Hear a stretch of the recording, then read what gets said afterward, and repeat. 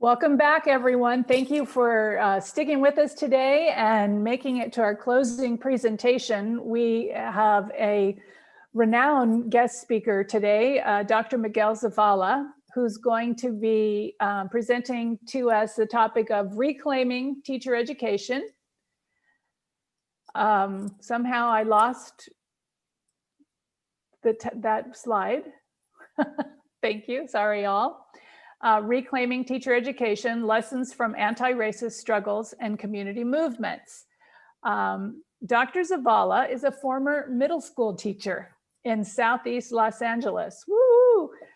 Miguel has been engaged in community organizing, helping form teacher-led organizations and political education projects. Over the last decade, he has held leadership positions in the California chapter for the National Association for Multicultural Education.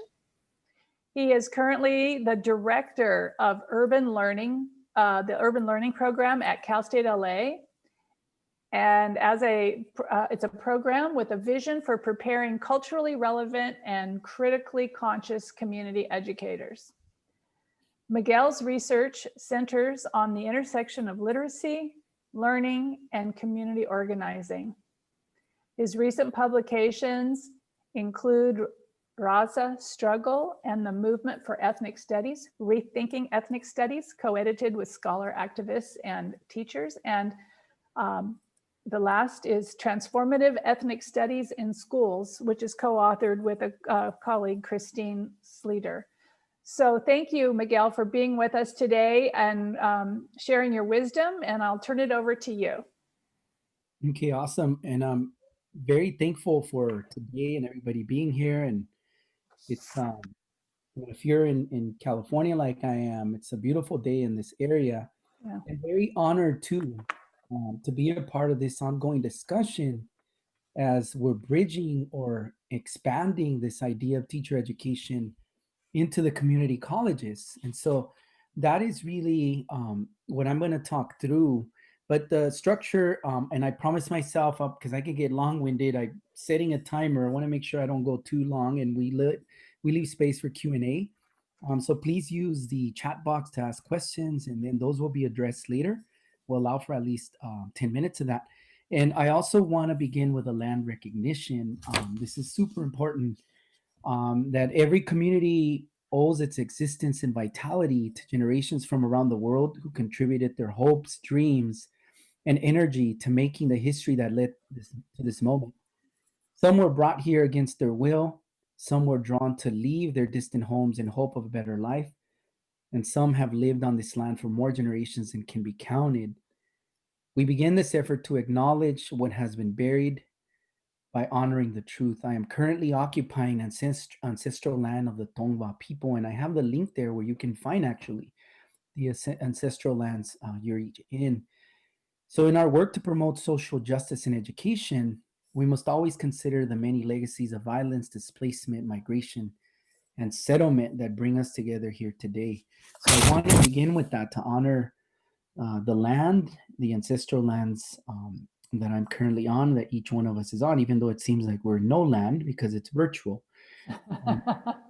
So, quick overview, the bigger question of what can anti-racist struggles teach us about the work we do as teachers. Often that question of anti-racist struggle, we think of it as the grassroots, and it definitely involves the grassroots. But in this talk, I also want to emphasize the institutional work that is connected to the grassroots, that parallels and often intersects with it. And so what I'm going to do is a brief sort of overview of the major discourses impacting teacher ed. So a little bit of history of teacher education, the place that we all occupy, and what have been those histories, what have been the major discourses shaping it. I want to work towards a definition of anti-racism. And then I have 3 charges for us that I am placing on myself too in the role. So it's going to be somewhat reflexive because as somebody speaking, I can say we should be doing this, but if I'm not doing that in the context that I'm working in, which is the urban learning program, then it's just talk. It's just theory. And I think as educators, we kind of want to move a little bit past that. Theory has its place, but we have to have commitment to action. And through that, I want to reflect on the tensions in undertaking that anti-racist work within institutions, because it's definitely tension, lots of tensions that emerge. So first and foremost, in disrupting racism in teacher ed, we need to recognize that we live in a racist world. And I think that 20 years ago, many of us in classrooms already lived that. We're breathing it. It's why we came to education. But also, I'll be honest with you, I think that this idea or notion that we're in a thoroughly racist society was seen as, oh, that just passed. We're post-racial. And many folks also brought those narratives like, oh, look at Obama became a president. We're done with racism. If anything at all, what the present moment is teaching us that the racism was latent, the white supremacy is real, and it's here now.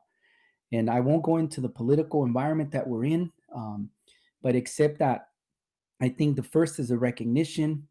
The second is to work to disrupt racism and to dismantle the systems that maintain it.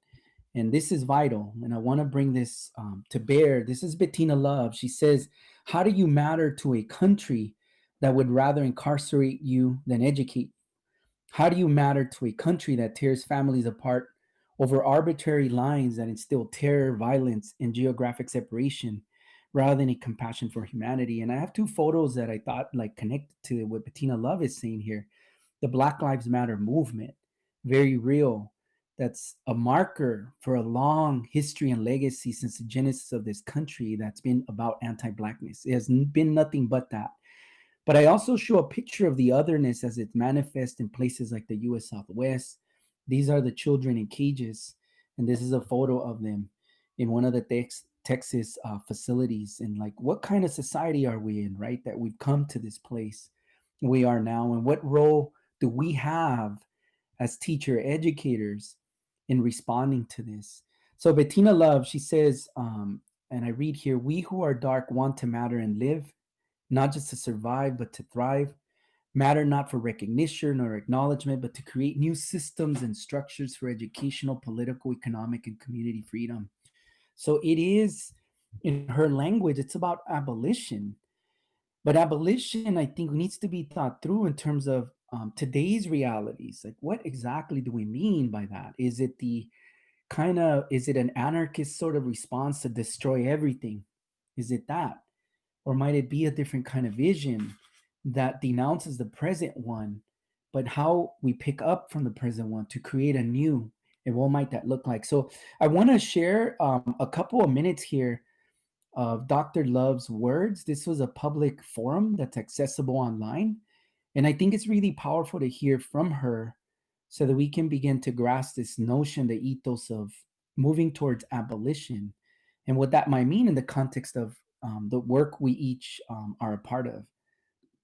Well, I think that brings us to the question of abolition. And people, this word is out there in a new way, and more people are thinking, it seems like, and talking about it, but mostly in respect to the police or to prisons or to the carceral state. Abolition of police or abolition of prisons. But what does it mean for school? Are we talking about abolishing school? Yeah. Yeah. That's exactly what we're talking about. See, this is why I wanted this conversation.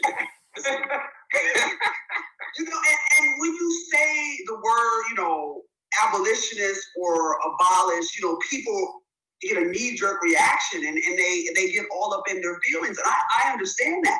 But if we want to understand, it's not a radical thing to want to be seen as fully human. It's not a radical thing to want to say this, the way y'all set this up isn't fair. The way you set it up, some people get to play, some people don't get to play. The way you set it up, not only do we not get to play, there are now structures and institutions and conditions that make sure that I can't play and my children's children can't play.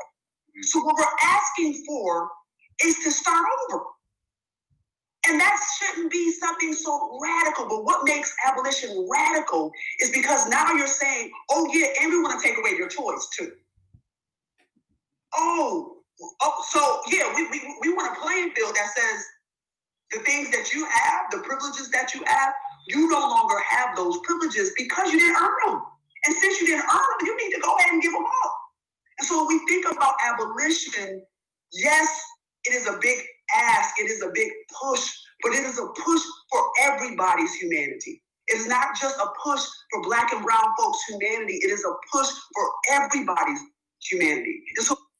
And I'm gonna stop here, and I recommend just seeing the entire sessions. Real beautiful and powerful. It's on YouTube. You can find it. But one of the things that stands out is what Dr. Love is saying, to be seen as fully human. And imagine if we lived by that every day, and all our institutions representing that in the everyday. And when they don't, how do we work towards that in the everyday? And so to get there, I think as teacher education, we do some history about the field itself. And I'm appreciative because prior to coming to this talk, Janice and I, we were having discussions, and this is an important thing, is to understand the legacies of the spaces that we are a part of, the histories of that. And to understand the history of any field, as I write here, we need to really look at what are called discourses, the modes of thinking, the rationalities that enable, that categorize, and that shape fields. And I think when we look at teacher education, since the very first Lexington school, so this is 1823, and the normal schools, which today, we think of those as colleges of ed of the 1910s and onward, they've been deeply shaped by broader political, economic, and ideological shifts. And what are those shifts?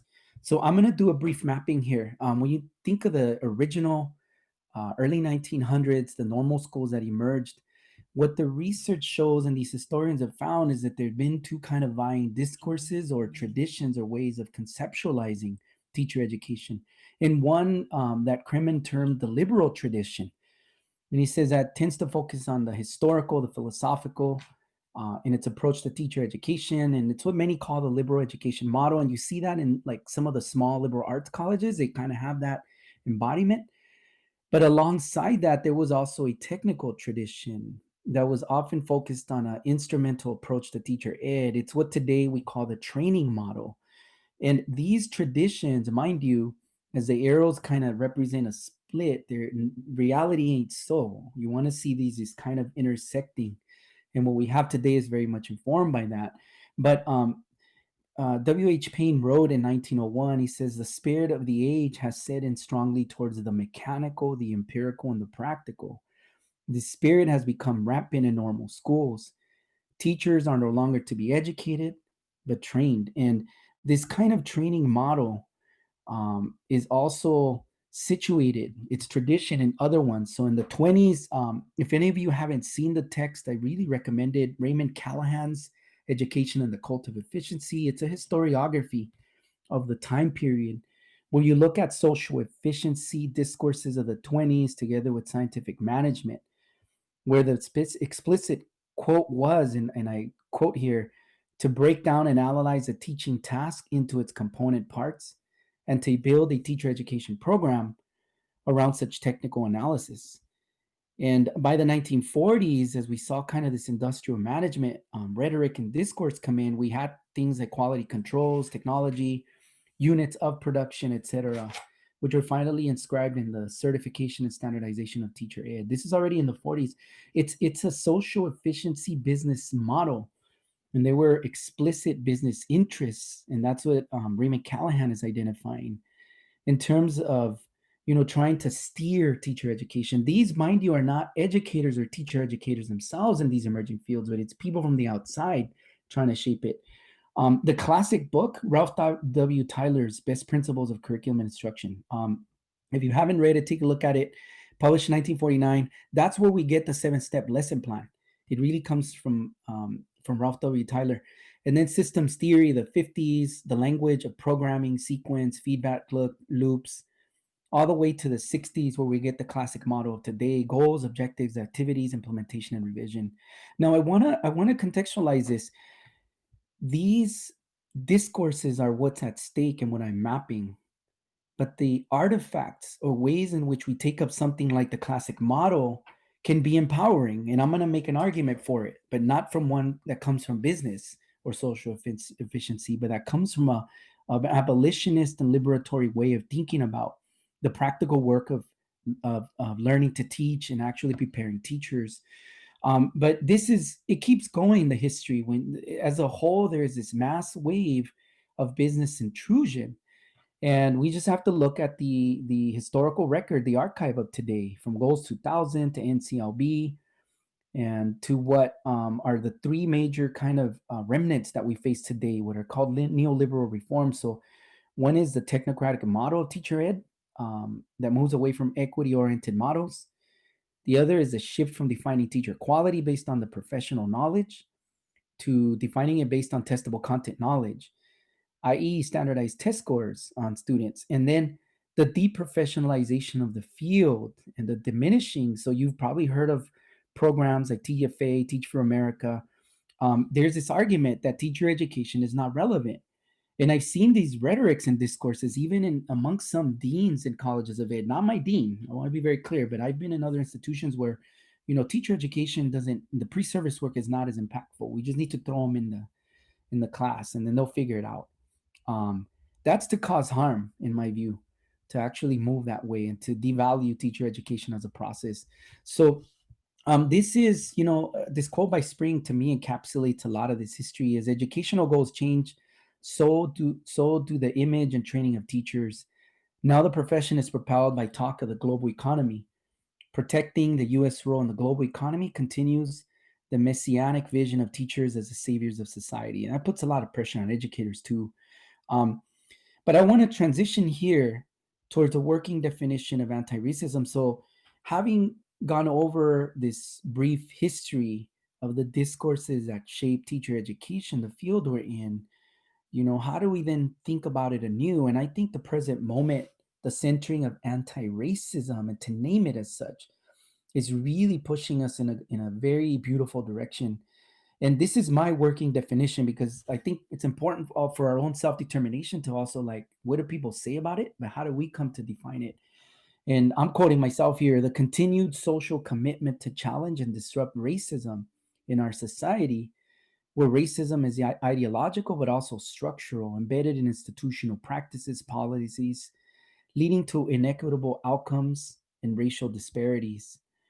Ultimately, anti-racism is about abolishing the colonial project that's manifest in the ideologies, the discourses, things like deficit thinking. I just sat in it was a superintendent's conference earlier, and it's incredible the way deficit thinking is so manifest. And this group was actually challenging it.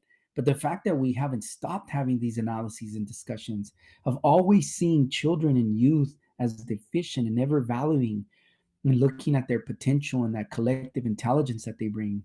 But to think about how practices and all these structural forms are ultimately manifest in terms of systems like white supremacy and racial capitalism. And I now appreciate that these terms are being used beyond the academy, and that people are becoming aware, like there's a language to talk through and name these systems of oppression. And so in this working definition, there's also, if you will, the action-oriented or positive constructive end. And so how do we work towards centering the perspectives, stories, and knowledge systems of historically marginalized and racialized groups? How do we do that?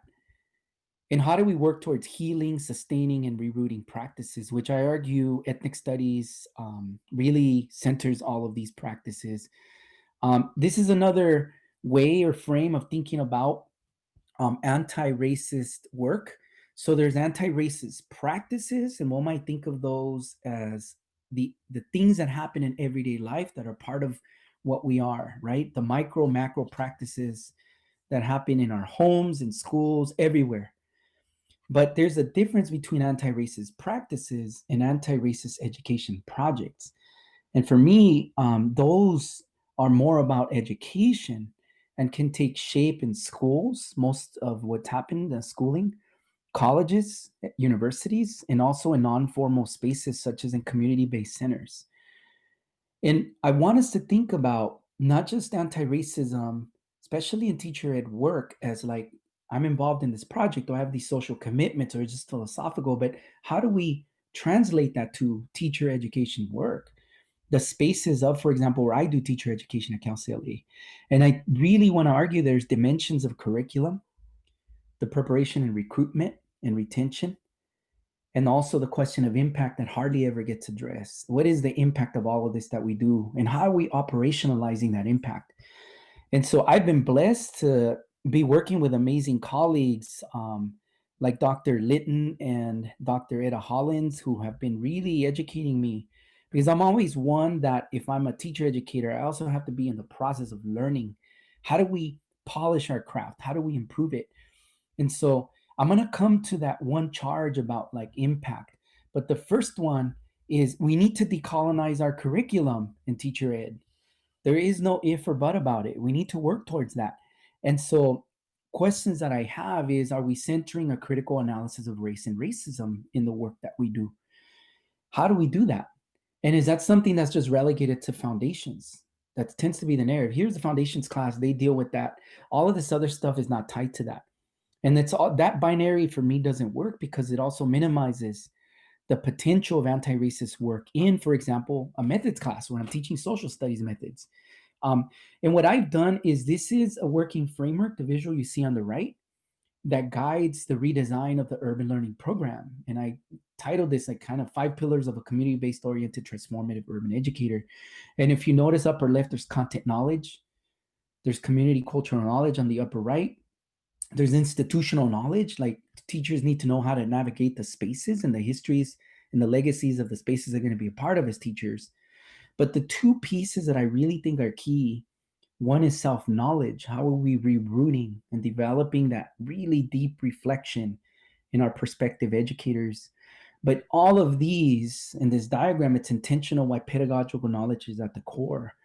It's how we move pedagogically, how we scaffold, or how, as Dr. Holland says, we develop this learning to teach with our students, like the planning, enacting, interpreting, and then the translating of the practices. How do we do that? How are we doing that? So are we nurturing pre-service teacher self-knowledge? Are we centering pedagogical knowledge? How are we doing that in our classes? How are we doing that programmatically? And for me, the dilemma is this, because I can redesign a class and making really phenomenal, at least I think it's phenomenal, and students will tell me so. But how do we scale that up at the level of program? One that I serve, that's about 400 students, and it has several program options. So the urban learning program is fresh students all the way to sophomore, junior, senior year, and they start taking credential courses right around the latter part of their junior year and senior year, and they move into their credential. The majority go on to become multiple subject teachers. So here's an example of curricular coherence grounded in anti-racism. So this is a working framework in the upper right. And these are what I have framed are like the curricular dimensions. One is culturally relevant sustaining pedagogies. The other are restorative practices. Learning, we got to unpack it. We got to move away from the colonial legacies of learning that's rooted in behavioral thinking and behaviorism.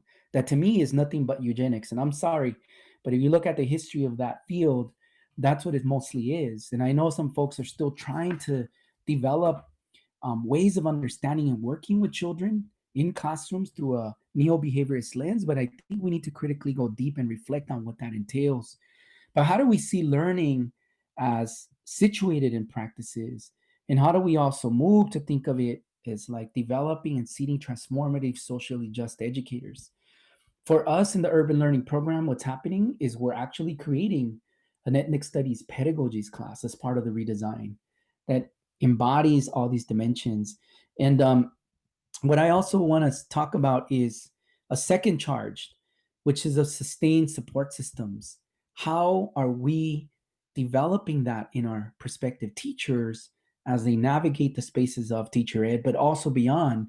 And some of the grassroots models that I've been a part of are the teacher inquiry groups, where teachers come together to reflect on their pedagogies, their redesign, sometimes their curricular exchanges. The other is having summer institutes, for example. We've organized several of those education summits that also bridge to local communities.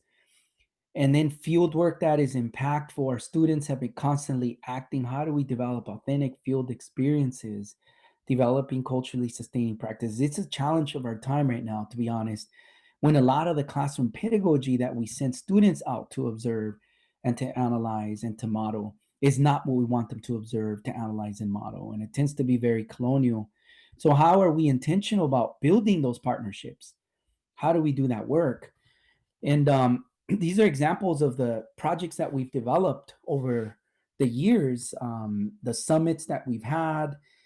Dr. Bettina Love, the picture you see there, that's a conference coming up. It's on May 1st. It's going to be in Oakland, but we'll see what happens. It might likely go online. The picture on the left, that was a Centro Comunitario de Educación. It's now closed. It was when I was at Chapman. We were teaching in a community space, working with children, also with teachers. And I just remember that kind of model took us away from that kind of disconnected university college experience into the spaces of doing this work together with teachers and the children. On the lower right, you have the South Castro Academy. We have one. It's coming in August 2021. How do we continue the support for teachers that is so vital? And charge number 3, and I know I'm getting close to time, but I want to be mindful, it's recruiting and retaining teachers of color. And so for me, what I think about are those grow your own models, right? How are we recruiting the students of color from urban high schools? So in the program I direct, I need to be intentional with going into the urban schools and thinking about where is it that we want to bring these students. We want to model for them what amazing education is. Students will want to go into whatever careers they want, but for those who are already inclined towards education, how are we moving to the high schools, especially in urban LA, to show them the possibilities of what education could be? And when the students see themselves as teachers, how are we developing culturally responsive mentoring in our colleges and universities? Is the teacher ed experience and curriculum relevant? Is it impactful? Or is it just sign-off work? Is our pedagogy lackluster and it lacks coherence? How do we diversify community college and university faculty? I also have to keep it real. If we're talking about recruiting and that's the charge, are we as faculty also diverse in however we want to take that up, right? Like, because I work in an institution that's primarily white women and in the leadership as well.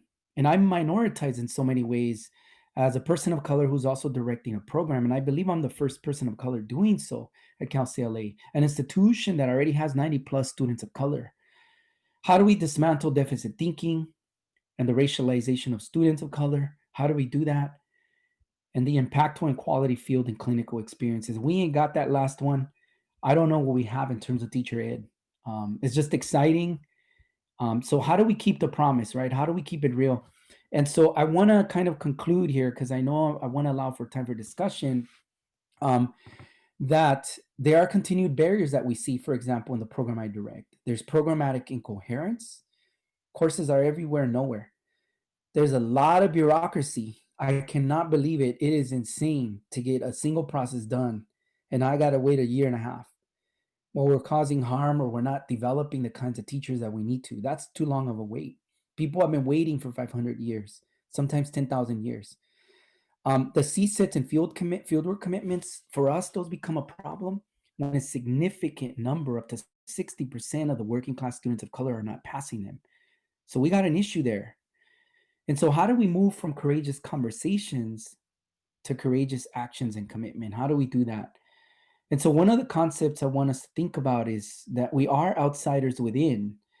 And lots of folks, especially in feminists of color, have talked about this, like bell hooks. We're outsiders in terms of our positionality as historically marginalized people, but we're within institutions. And so for me, this is the question of our time. How do we develop an abolitionist framework, but that doesn't destroy? Because my understanding is destruction is something that white supremacy feeds on. How do we challenge that? How do we seed love? How do we seed relationality? How do we seed community? And I think that we need to embody what some folks have termed a visionary pragmatism. And I'm going to quote here from Coles. He says, visionary pragmatism is pragmatic insofar as it relentlessly thinks, works, and acts on the limits of the present, drawing forth and engendering new resonances, relationships, movements, and practices. Yet it is visionary in the sense that it maintains an intransigent practice of peering underneath, above, around, through, and beyond, cultivating new sorts of flows and solidarities. It is working in the present, not in some imaginary world. It is moving the things that we have now. That's a pragmatic ethos, because we can be socially just. We can say we're for abolition, But then we see that the world, or we call it that it's so thoroughly colonial and capitalist, and we become immobilized and not realize that the change is actually happening before our very eyes. And it's part of what informs my work at Cal State LA. And these are just some books, from social justice to liberatory to abolitionist teaching, that are out there. If you haven't, please, purchase these, spend some time to develop your intellect. If you're not already, we need to model that too, right? We have students who to go deep with concepts, but I also think that there's other literatures that are anti-racist work that are specific to teacher ed. And this is the work of Angela Valenzuela, Ken Zeichner, and others, and definitely Dr. Etta Hollins. I'm a student right now. I'm catching up, and Dr. Linton as well, catching up to understand that there is an arc to learning to teach. There is a way in which a whole fields of knowledge and folks have done research around this. And so we don't need to be reinventing things. I don't need a Cal State LA to constantly battle for coherence and constantly battle to find some kind of framework when people have done this good work, and we need to build from it. So I leave you with this as I close here, and I know we're going to get into a Q&A, hoping to answer questions, but Gracie Boggs says that these are the times that try our souls. Each of us needs to undergo a tremendous philosophical and spiritual transformation. Each of us needs to be awakened to a personal and compassionate recognition of the inseparable interconnection between our minds, hearts, and bodies, between our physical and psychical well-being, and between ourselves and all other selves, and especially right now, the moments we're living in, how can teacher ed not be a major vehicle that moves us towards liberation, towards freedom, and towards love ultimately? So I want to just say thank you, gracias, Tlazocamati. For folks who don't know me, there's my email. I always give my phone. You never know. Want to follow the conversation somewhere. And I'm going to stop sharing my screen here and then open it up for the facilitation of the questions that have emerged. Okay, thank you, Miguel, Dr. Zavala, so much. That was just such fantastic information, and actually started to answer some of my questions from previous sessions that we had today. But we do have one question so far from Dr. Steve Batista. How have you operationalized teacher education work at the lower division undergraduate level? Is it time for undergraduate pathways in education? So the question, Stephen, thank you. That's exactly why I'm in the urban learning program. And we just met with somebody from Cal State LA who's been developing a lot of these learning labs, if you will, in schools. And we're doing it. We're doing it as early as the Frosh students. I'm literally teaching. I just finished teaching a class earlier today, and we're doing a lot of identity work right now, but slowly we'll smooth in and transition into what I was talking about, centering pedagogy. But we're doing it. And I think that I really believe we need to start earlier rather than later. What tends to happen, I've done teacher ed work in other institutions, is students will come from all kinds of fields, and it also is tied to their visions of education and careers. And sometimes like, okay, I have this expertise in history now, I want to become a teacher. And so, okay, let's go into credential program. But an advantage we have starting younger, but I don't want to use younger, more like taking more. Well, an advantage we have is we spend more time. Mm-hmm. We have more time with our students to apprentice, because to apprentice, while it does not happen overnight, and that's part of the discourse that business rhetoric is like, these programs are not relevant, Teach for America, quick, throw them into the schools. And a lot of that data also shows these teachers don't stay for the long haul. And so I think, Steve, it's a great question, and it's a call for us to really cross over into the undergrad experience. But I will say this, one of the impasses we're finding, it's institutional bridging that needs to happen, the communication, because if it's kind of quote unquote new to start teacher in the community colleges, and let's be in dialogue, like even at a basic bureaucratic level, we get students who transfer from the community college, but then we have a lot of students whose coursework doesn't necessarily transfer. They transfer in terms of units. But then how are we, colleges of ed and the Cal States, in dialogue with community colleges to talk about pipelines so that we smooth that transition, but that it's also guided by a framework. It's not just here, check off classes. We call them all education. And, it's just a list. We can all create lists of things, but I think that's part of the predicament we're in. How do we do that? And I believe this space, that's what it's attempting to do, the organization as a whole. Yes, great. Thank you so much, Miguel. We have another question.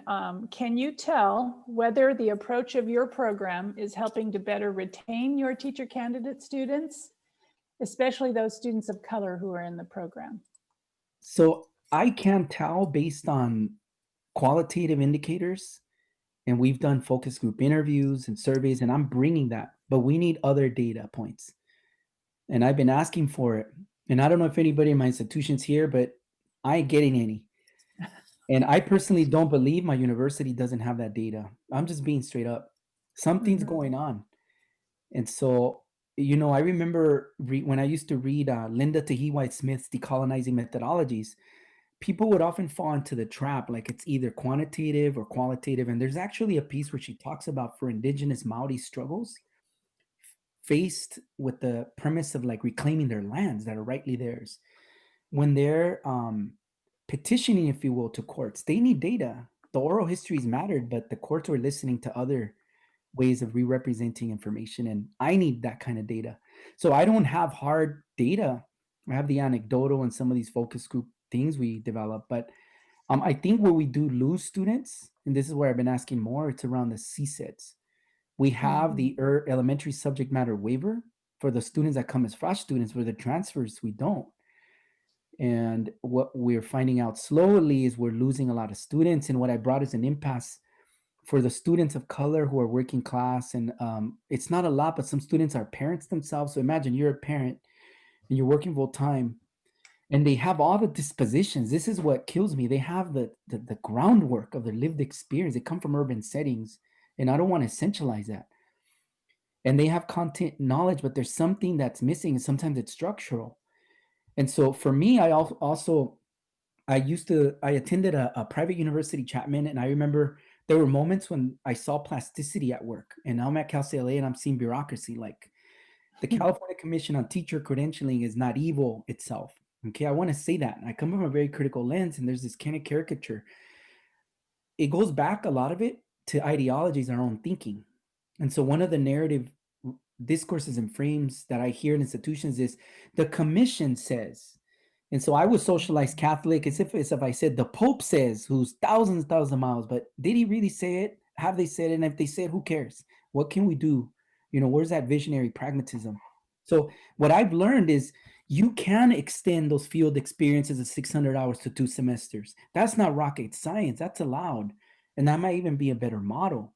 So for our students, I'm kind of being circular, but I'm getting back to the point. Like the places where we do see the tension or that kind of roadblock, it's around just the material conditions of their having to work. But I think programs could flex because we're losing amazing candidates. Great. Thank you so much, Miguel. I'm just going to check to see if I have any other questions from the group. I don't seem to, but I just want to follow up with one last question with you. Is in the middle of your presentation, you mentioned something about ethnic studies informs all of these practices. And you mentioned the foundations course, and we think that we jam all this into the one foundations course, which is what we teach at the community college in our teacher pathway programs, right? And so I just want to hear you elaborate a little bit more on because now we're faced with this new graduation requirement from the CSU that is one ethnic studies class. And we probably all agree in teacher ed that one ethnic studies class does not make an individual a culturally conscious individual. And so could you just elaborate a little bit more on that and what you think? I think that the bigger point, I'll start with the bigger one, then the more personal in terms of my work. The bigger point is we need to move beyond those binaries. That's foundation, that's not. The methods courses are foundational too. They're foundations. So we need to think of the interweaving ways in which we can bring identity work to, for example, in the work I was doing, social studies methods, we couldn't teach social studies methods without looking at culturally relevant design. And that was integral to it. And then we walk students through like the analysis of teaching practices at that time. And it's somebody who now joined me, Paulo Macalas.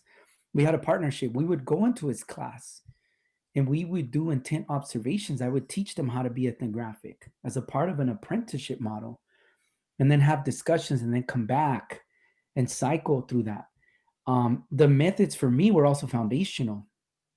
And so there tends to be that here's the foundation, it's here, that's only methods. And if you go back to what I was relaying, the history of that technocratic approach is a reductive, decontextualized approach that says this is just mechanistic. We're going to get to the mechanics of it. But going back to the more answering this less in so macro institutional terms, and personally, I cannot not do ethnic studies in all the work that I do. Right. But sometimes you may come into a class and say, that's not really ethnic studies. And there are big debates happening right now, by the way. I'm a part of a network in the Cal States that's thinking about the ethnic studies teacher pathway. And the debates, I'm going to be very honest, have to do with like this narrative about who is most legitimately about ethnic studies. So in general, College of Ethnic Studies folks who don't do teacher ed have kind of promulgated that idea.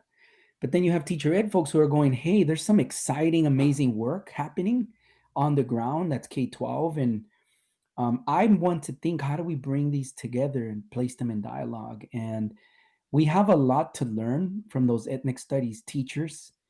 And what I say is that ethnic studies as a movement, its 2.0 version or 3.0 is now in the K-12. It's not in higher ed. And I don't mean that as a disrespect. That can be taken totally out of context. I have to be careful. It's being recorded. But that, we reinvent that. And that's part of like what I see Bettina Love, the abolition of it, is to also break all that stuff that says I can and can't do that. And so I'm going to do it, and I'm going to build on it, because the students and the children and the youth they're going to be working with need that. And that's the dilemmas too. At Cal State LA, we're working to develop ethnic studies pedagogies, but also not to make it there. And through Teachers' Own Agency, teachers resist, and teachers are already doing the beautiful work. Teacher educators, I mean, they're doing it already, but the courses are not titled as such. And I think that's inspiring to me. So, but I just want to be thankful for this space. And if anybody wants to, stay connected, please share my information with them. I'm glad to discuss, because there's a lot of cool learning that needs to happen. And there's limitations. You invited me to keynote and close this, but it's not a dialogue per se. I'm just being real. I wish it were like a bit more classroom space here. Yeah. Well, we may have to have you back and do something that's more interactive and more of a dialogue. In particular, we'd be interested in your views around the whole waiver program and why the community college students are not transferring well to Cal State LA into the waiver programs. You're not the only campus that's happening on, and that's a big topic for us in the spring, which is just one of the pathways to getting to all of this.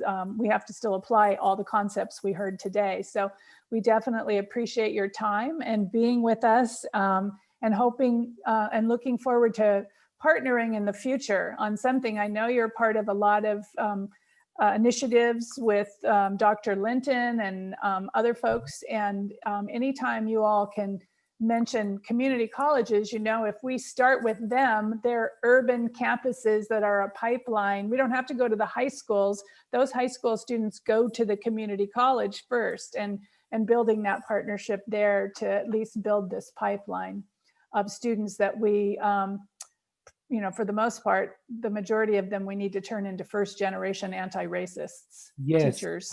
Absolutely. So, and anyway. I just want to add, it is social justice work, because we get the transfer students, absolutely, but they don't benefit from the ESM. So we need to smooth that transition. You know what I'm saying? They lose out. And each one of those amazing students we get from your community colleges, those CSETs and all those requirements, but that's also, I think it's communication, but it's also on us on the Cal States. Right. Yeah. Well, go ahead. Sorry. We have a lot of work to do at the Cal State system. I won't get too much into that, but we have a lot of work to do. Right. Well, Dr. Batista, who's the vice president, and myself, we're in the lead on that transfer model curriculum development and trying to work with you all on those waiver programs matching up a little bit better. So we'll see you later about that. And Okay, well, thank you everyone for joining us. And Dr. Zavala, priceless. Thank you so much for your time this afternoon and your wisdom. And so we're going to be closing now. So I'm looking for our closing slide from Julie Adams. So you have to unshare your screen, Miguel, for us. Oh, okay. Sorry about that. That's no worries. Janice, Thank you so much. Janice, I'm going to hijack for just a second because before we close, I wanted to acknowledge the board members again who are stepping down from ACTEP, Colleen McKinley from Cerritos College, Kathy White from San Francisco City College, who have been instrumental in ACTEP and bringing ACTEP to where we are today, but also to recognize you. We don't get a chance to be physically in the same space to be able to honor you as our president, but ACTEP is where it is today because of you. You were a founding member and a leader in this space, and we are so appreciative of all the hard work that you have put in. You are a friend and a colleague. You have such high expertise and such high expectations Yes, because you want to create an organization that values this work, and this I think symposium and this convening and the topic of it really speaks to that lasting work that's ahead. So thank you for your leadership. Thank you for your friendship. I look forward to continuing on the board and leaning on you as a non-board member, but as a strong advocate and friend. And I know we all appreciate all of your hard work and efforts on behalf of ACTEP and behalf of all of our programs. So thank you very much. Thank you, Steve. It's been my pleasure. Seems like my life's work and hopefully a positive legacy. So we'll see what's next. Absolutely. And I'm always here for ACTEP, for sure. Okay, great, thank you. So thank you so much for participating with ACTEP today. We've lost about half of our group, so we're hoping maybe we'll send out this link, Julie, to folks that were the participants to have them evaluate the overall evaluation, so we can talk about that later. But for those of you left, please click on the QR code and give us your feedback real quick.